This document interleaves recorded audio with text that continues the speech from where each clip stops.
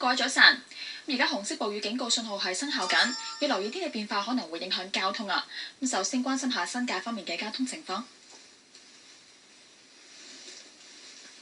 行大老山隧道公路近石門，出九龍東同埋西方向係交通繁忙，出九龍東要10分鐘，九龍西要14分鐘，出九龍中再行車暢順要8分鐘，要翻鬆啲嘅時間出門口啦。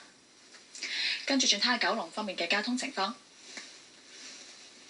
行窩打老道南行線近九龍醫院，用西隧同埋紅隧過海都係交通繁忙，紅隧要20分鐘，西隧要16分鐘，而東隧暫時行車暢順要17分鐘。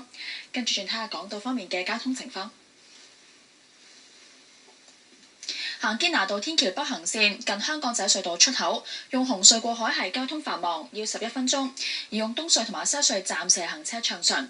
咁再睇埋外面嘅即時交通情況。東區走廊近嘉華國際中心路暢通，海底隧道香港入口多車，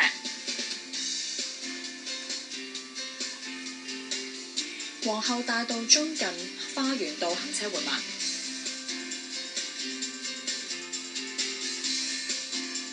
香港仔隧道灣仔出入口大致暢順，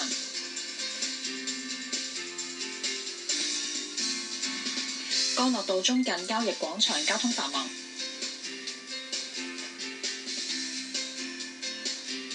交通消息講到呢度。